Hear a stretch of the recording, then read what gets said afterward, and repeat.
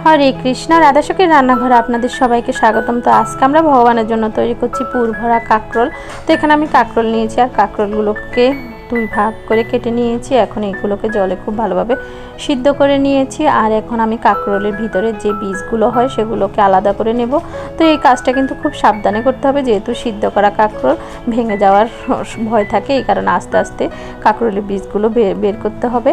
আর কাঁকরোলের বীজগুলো বের করার পর এগুলো আমি পাটাতে বেটে নেব।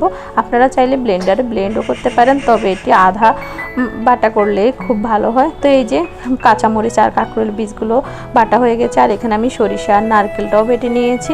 তো এবার আমি সরিষার তেলে এখানে দিয়ে দিয়েছি শুকনো মরিচ কুচি আর সাথে সামান্য একটু হিং দিয়ে এখন আমি এখানে সেই কাঁকরোলের বীজ বাটা সাথে নারকেল বাটা সরিষা বাটাটা দিয়ে খুব ভালোভাবে ভাজি করব। আর সাথে এখানে দিয়ে দেব পরিমাণ মতো লবণ, হলুদ, শুকনা মরিচের গুঁড়ি। এখন খুব ভালোভাবে এটিকে ভাজি করব, একদম লাল লাল করে, শুকনো শুকনো করে।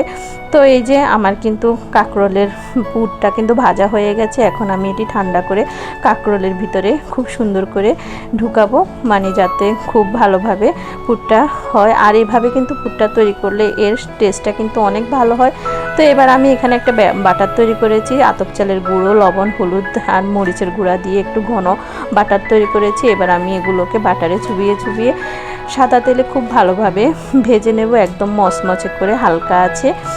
তো এটি খুবই সুস্বাদু একটি আইটেম, আপনারা একদিন করে দেখবেন। আপনারা হয়তো বা করে থাকেন কিন্তু অন্যভাবে, কিন্তু এভাবে একদিন করে দেখবেন, অনেক সুস্বাদু হয় এভাবে করলে।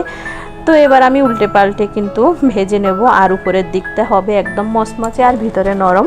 তো এই যে ভাজা হয়ে গেছে আমার কাঁকরোলটা, এখন আমি এটি নামিয়ে নেব। আর এই যে দেখুন কতটা সুন্দর হয়েছে।